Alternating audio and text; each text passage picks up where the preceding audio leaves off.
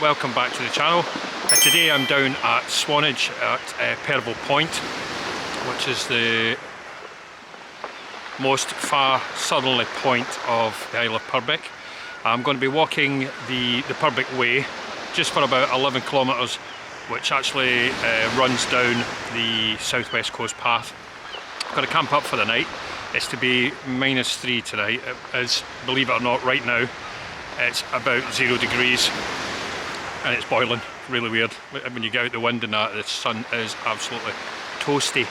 Yeah, I'm just going to be travelling about 11 k's down there and pitching up for the night. I'm going to try and access the little camping spot I have from the other side of St Alban's Head. I'm just going to point out a few things on the way of interest. There is quite a bit on this part of the southwest coast path. Yes, I'm going to head off now up to Durlston Head Castle, which is up that way.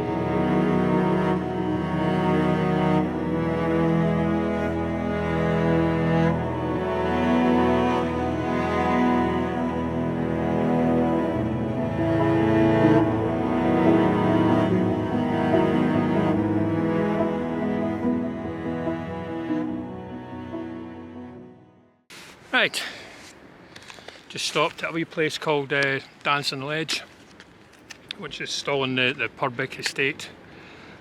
Amazing place in the summer here, really nice. Beautiful, but quite dangerous. There's many a visitor has came a cropper down here in the waters that's down on the next ledge. You have the path up there. You have this ledge here, and then you have another ledge down there. I believe this is where they got the Portland stone from, and they used to moor the boats off down below there and fill them up with the Portland stone and head them round to Poole and Swanage and places like that where they were processed. Around the corner there is Winspit, is the next little place. There's a little diversion in that. And then it's up to St Alban's Head, and we go up to the little chapel that's up there, and then head down the first sort of feature, and then cut across. I'm going to try and go down the side of the coast. That's there isn't really a path. There's been a lot of landslips, but if it's dry, I'll chance it and go down. It's quicker to get to the little location to pitch up for the night. These are horrible.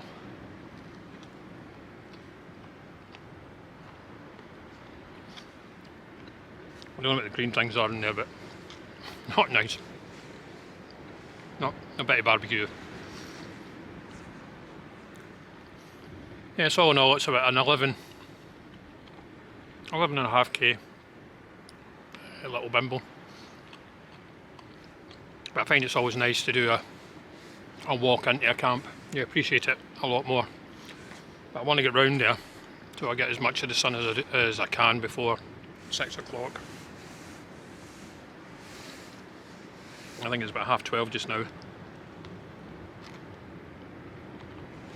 So I should get round there by 2 at least. Yeah, one spot, the next place has got tons of little sort of man-made caves when they were digging out the quarry and stuff like that at the Portland Stone. And there's been a few movies filmed in those caves around there. I think it was Andor, one of the Star Wars thingies, that was the last one to be in there. But the last time I went round it, it's actually been closed due to rock falls and stuff like that, so I need to wait and see if it's open. If not, I'll just need to bypass it. Yeah, so the idea tonight, minus 3, they reckon it's going to be. There's a little bird seen, bit of food. They're going nuts over that. I bet that's got chili on it, that'd be cool. Yep. Let's see if we can get him to come up here and get him on camera. Yeah, so my tent of choice tonight, I've got the Duo Mid, the DCF one, with me, the new winner. And my priority is to test out the OTIMOS 4 Seasons quilt I've got. If I'm colding it tonight, then that'll point out the ratings on it, either correct or wrong. As I said before, the summer one, the summer quilt that I had was bang on with the ratings. It was good enough up to 8 degrees, but this one says it's -4, so we shall see, as it's to be -2, -1, I reckon.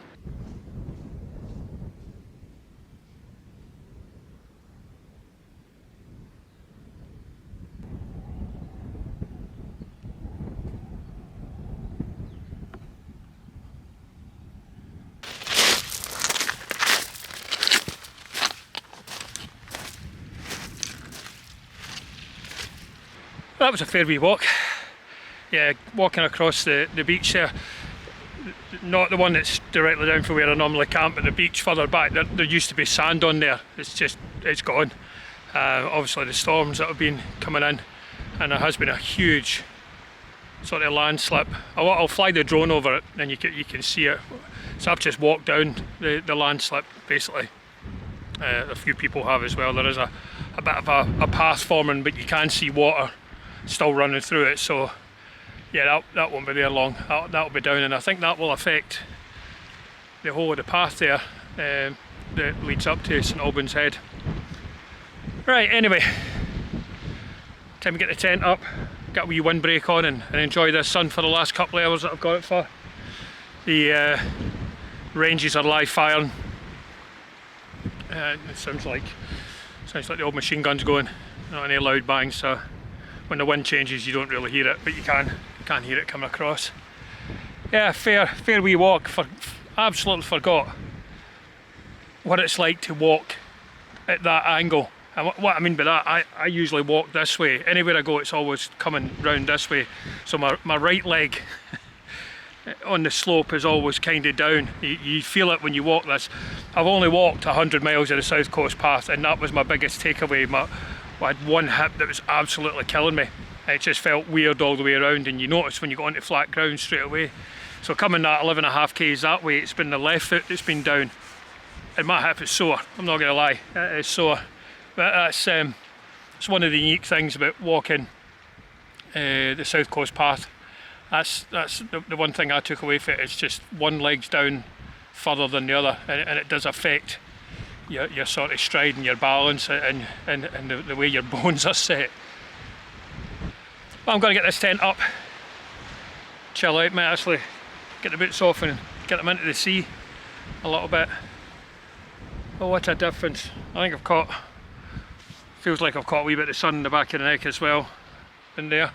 But saying that, I'm Scottish, living down in Dorset, one of the most southern parts of England, and with my good old Scottish fair skin, you know, the skin that you can get a suntan for the light in the fridge.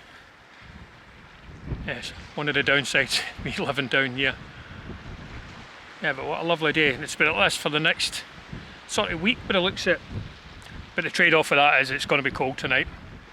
Well, let's see how this OTIMOS quilt gets on.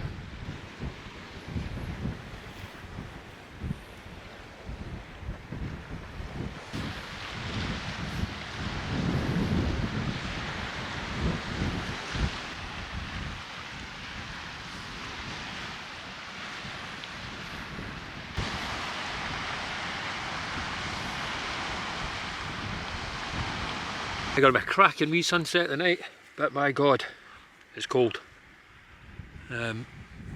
Temperature has dropped quite a bit. It's about 6 degrees, believe it or not. Yeah, so it's going to be a wee bit chilly tonight. But the sun will be going down in about the next, what is it, 15 minutes I think. Yeah, about 45 minutes. I was going to cook nachos and bits and bobs like that.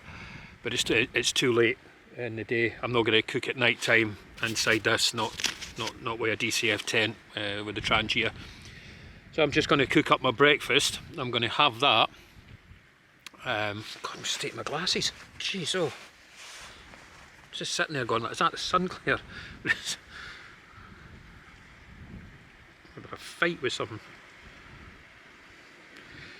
Yeah, I'm not going to cook. Not going to be playing about in the old DCF with the Trangia. I'm going to sit here, stick it out there, get a cup of tea on, going to boil up my breakfast and have that, and then hopefully we'll get a nice wee sunset.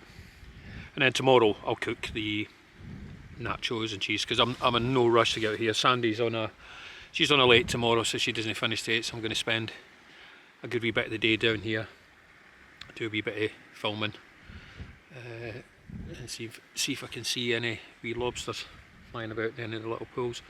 But the shore, my god, I think the last time I was down here there was a couple of clips I had with the waves crashing in here and how far they were coming up. The beaches down that end they're toast.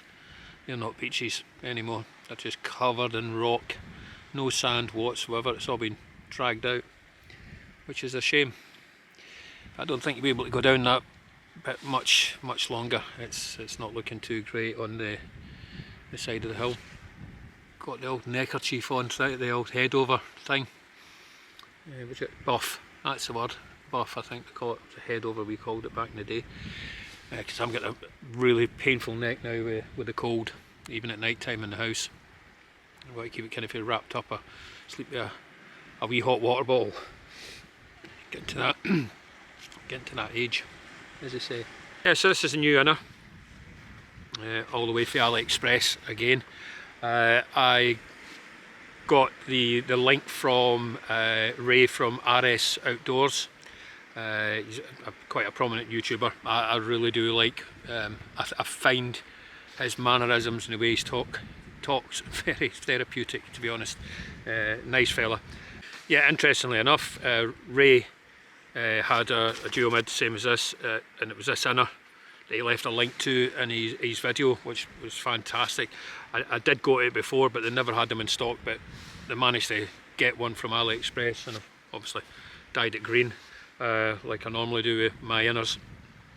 But yeah, fits a lot better, but it's not got the extra bit at the back that you get in the Lanshan, the little V bit in the back. It's just a rectangle space that you've got in here, and my Thermarest, yeah, it just basically fits and no more. Right, I'm going to give it a wee cup of tea on. I'm going to try and keep this camera kind of warm. I got one battery all the way down here, and I've went two already since I've been static again when the temperature just dropped. Right, so gonna get my breakfast started. I'll check in when the sunset happens.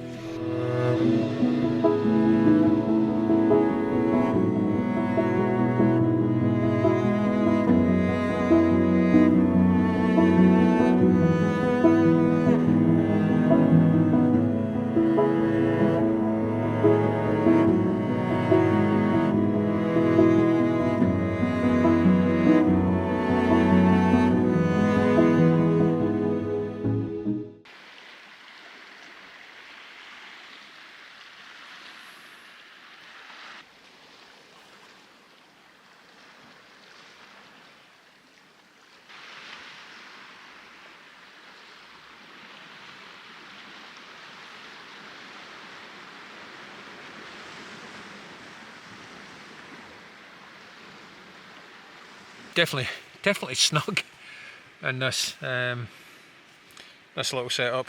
Could do with a little hook on the back wall here. That's something I'll look at. But tons of area in the old porch. Tons. Which you're going to need, because this this inner is really let's say compact. Yeah, definitely is. Right, temperature wise, it is now cold. It's about 4 degrees. Yeah, it's about 4 degrees, and it is starting to drop really quickly. It's just after 6 o'clock actually. Well, I am going to get settled in for the night. Nothing really much that I want to gibber about tonight. It's all about testing this sleeping bag to see if it's good enough to take up to Scotland the next time I go up there, because yeah, you can be in the summer and you can still drop to minuses overnight. I think I got caught out once in the Cape Wrath Trail where I had the light sleeping bag. My God, it was cold. Yeah, that's me. Gonna do a wee bit of YouTube. Don't know what YouTube's like on a Monday night. I wouldn't expect there to be much on. I think everybody's sort of, in fact, a good bloke outdoors to see not come out on a Monday. I think he does. I'll have a wee look anyway.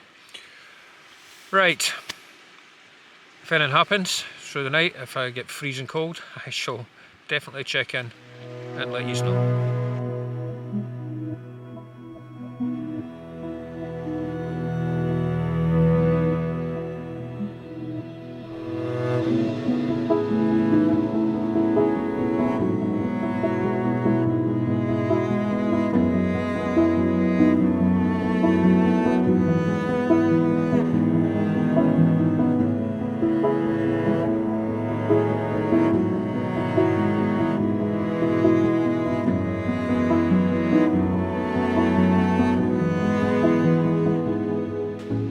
Morning.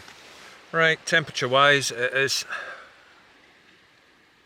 you can see that, -2. Through the night I was checking it, the lowest it got to while I was awake was 0 degrees. It is chilly, my wee hands are cold. No frost out there. I don't know if that's just to do with the way this cove is. It was really wet at about 3-4 in the morning. I mean, it was soaking wet. The tent was, the condensation was dripping off it. But I don't think it got down lower than 0 degrees last night, and that's what I'm going to base my assumptions on. Although it says it's -2, I've just spoken to Sandy. She's out scraping the car. It is really cold and the cars are all frozen over. I'm going to set this one for 0 degrees, because I never had one reading last night that said it was below than 0, even though the phone is saying it is. It is cold, don't get us wrong. It is chilly. How did the quilt get on? Well, if we break the quilt down into 3 areas, the foot box, toasty all night, absolutely toasty all night. The mid area of it, when you move about, which I do quite a bit, the hot air isn't as contained as much because you're moving the quilt about. When you move, you can feel a little cold patch, and then it disappears because you're sort of still, you're filling that. Top part, same issue I had the last time. This part round here, I did have it cinched up quite a bit. Was rolling about a bit and getting me cold round the neck, but not underneath where the quilt was. Patching areas, because it is just literally lying on top of your sleeping pad. This felt a lot colder because it hasn't got the hood that you get in your sleeping bag. That's why I'm putting it down to, but it was comfortable to sleep with, and I slept, I think I slept straight for about five hours. I tried to watch the launch of the, what do you call it, the SpaceX thing. I was sitting watching that for hours. It never happened because it got cancelled, and there was technical difficulties, let's say that, so it'll probably go up today at some point. But I was fine. Just anything that was outside the quilt was really cold and parky. Now, a couple of things that you need to bear in mind when you're using a quilt is the tent you're sleeping in and the inner. Now, I've looked at tents quite a bit with the cold, and it's about 2 to 2, maybe 3 degrees depending on what tent you've got of a difference. And the other thing you need to consider when you're using a quilt is your sleep mat. Now, I've got the Thermarest Neo Air, and it's the highest R rating I think that you can get on a sleep mat at the moment. Absolutely fine. There's no cold patches at all. Where you lie, it's nice and warm. So if you've got a low rated one, that may make this a bit of a more uncomfortable night than you would have on a higher rated one. I did look at the flex tail mats that are floating about just now. Now they're coming in at about £130 for one similar to this, the large one. 130. The Thermarest Neo Air, you could pay up to £270 for now. I didn't when I got this one. I think it was just 198 we paid for it, and that's like 3-4 years ago. I was looking at replacing it because I feel that it is losing quite a bit of its insulating property. I don't think it's like I don't think it is. No, what if it's insulation proper? I think it's like a normal mattress. So your normal mattress you would change every, I think it's every 45 years or something like that. I use this one a lot with the amount of times I'm out, and I can feel the difference from when I had it from new a little bit. I'm going to do a bit of research on it, see if there's any way you can sort of refurbish them. I don't know. They have got a lifetime guarantee with Thermarest, so I might actually go down that road with it. Drop them an email and ask them, you know, is there something I can do to service it possibly? Not too sure. Right, I'm going to wait for the sun to come round. It looks glorious round there. I'll be peeking over the top of the St Albans Head back there, probably about 8 o'clock, and then I'll get a cup of tea on.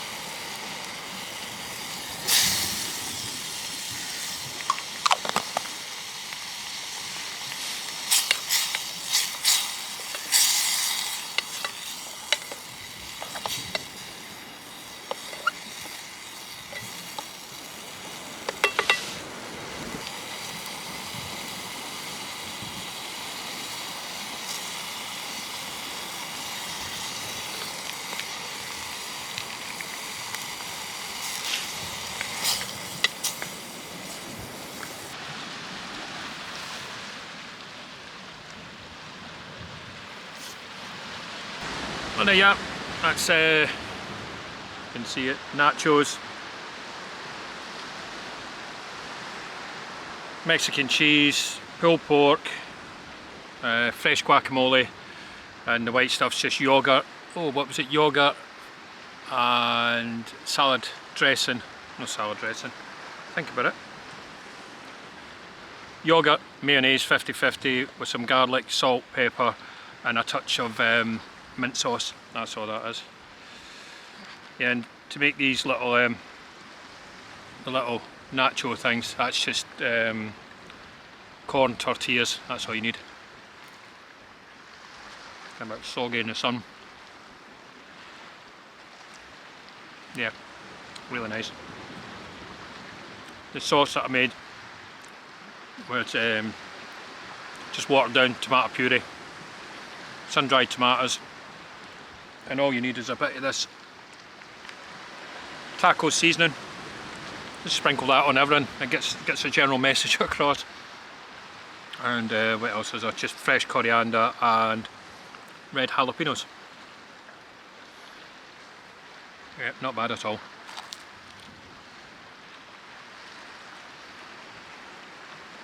Guacamole. You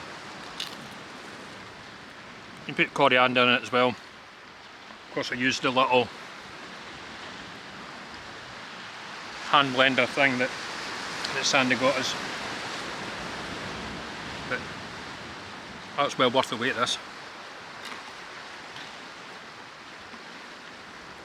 The sun has been blaring down. Yeah, it was lime juice that was in this. I couldn't get any limes.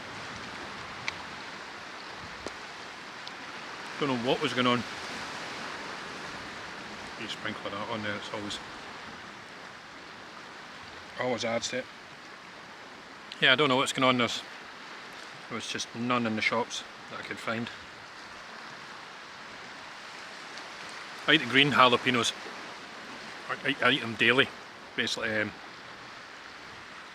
for dietary purposes, to call it that. I've got these red ones. Oh my god, they're full of sugar. Taking advantage of it. Give the diet a break today. Yeah, really nice.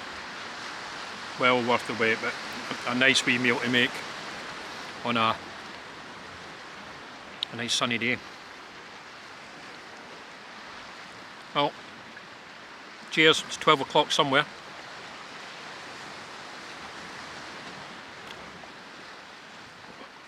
I was dying for this yesterday. After that wee walk, I mean, I had all intentions of making this after the walk. But eating this when it's cold weather, it's not the same. You need a bit of sun. So there you are, there's a bit of everything on there. Sun-dried tomato, pulled pork, jalapeno, coriander.